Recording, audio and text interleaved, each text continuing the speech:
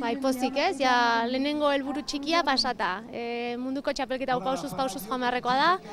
Lehenengo pausua eman dut, zirkuitua aldatuko dute semifinal eta finaletarako, orduan abia pixkatatzean utzi. Bueno, gaurko ikusi behin etxean edo logelan gaurko zirkuitua eta ondo ikusita gero, gaur egindakoa besteak nola ibili diren ikusita gero, ja larun baterekoa prestatzera. Biharko eguna daukat, deskansatzeko eta kabat mutila izte bat neskita zebiak ikusteko, ondo analizatzeko zer egiten duten, beraien zirkuitua gurea izango bai da larun batean. Hori da, finalean lehenengo 10 pasatzen dira, eta bueno, ez da errexak korte hori pasatzea, baina zerbait polita nahi bada finalea iritsi behar da, eta bueno, nik behintzat finaletako jetxeretan hor da disfrutatzen detena, ez?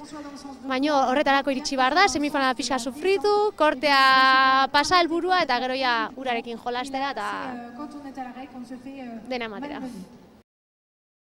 Bai, hori da, gaurkoa helburua besterik gabe pasatzea zen, finalerditarako pasa lortzea, eta hori lortu dut, ez? Jetxiera ez da perfekto izan, baina orokorrean nahiko ondo sentitu nire burua, katxiki batzuk edukitu, baina esan bezala jetxiera orokorrean ona izan da, denbora edo ona eduki dut, eta konten egindakoakin eta orain finalerdietakoakin pentsatzea. Bai, ez, nahi gabe beti pentsatzen zu finaleko jetxi horretan, ez, baina horretarako oraindik finalerditako jetxire egin behar dago, baina finaletara sartzea beti izaten da komplikatuagoa, 10 bakarrik sartzen direlako, eta orain burua ondo zentratu eta finalerdietarako jetxiran konzentratu. Bueno, pozik nago, akats batzuk egin ditut, baina ondo jaisten hasieratik saiatzen gera.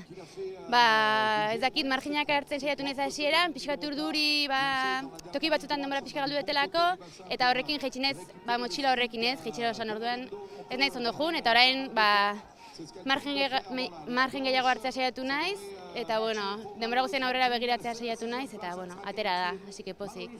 Pauso pasa behar da, ezagutzen dut, ondo nabil, baina hemen munduko berenak daude. Horrego naitekela badakit, beraz, disfrutatzera pixka bat. Hasi que disfrutatzea, jetxeran bat egiten saiatuko naiz, eta ateratzen balin bazait, pozik egongo naiz, eta gero finalan sartu edo beste gauzat izango da. C'est encore une bonne nouvelle pour Carole Mayenne Tours, la championne olympique de Rio. L'Espagnol maintenant dans le stop de la 14, Mathilde. Et oui, donc Diana Dikatova, elle n'est pas qualifiée mathématiquement. Elle va devoir attendre, mais là normalement derrière il y a du lourd. Churo Mayalen, Fox, Jessica et Ricarda Fouk, à mon avis, ça va tenir la baraque ça. Mayalen, la championne olympique, elle est dans le stop de la 19, elle est à 0 de l'invité. Là on voit que ça ne s'affole pas. Puis en plus ici, le bassin palois, elle le connaît.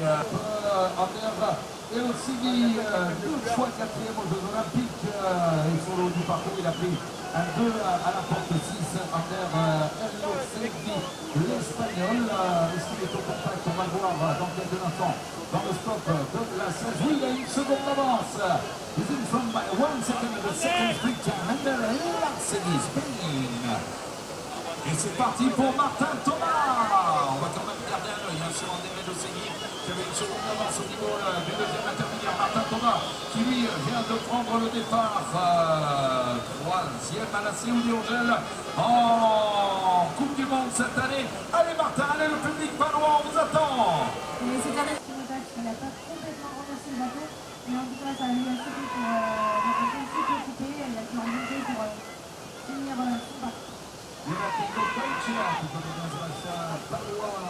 L'Espagnol, qu'on a vu dans des Coupes du Monde, organisées précédemment ici à Pau. Elle n'a pas de pénalité pour le moment, donc on va dire qu'elle est dans le coup, pour aller chercher, pourquoi pas la première place. Là on est sur les 80 secondes pour le moment. Allez, il va falloir se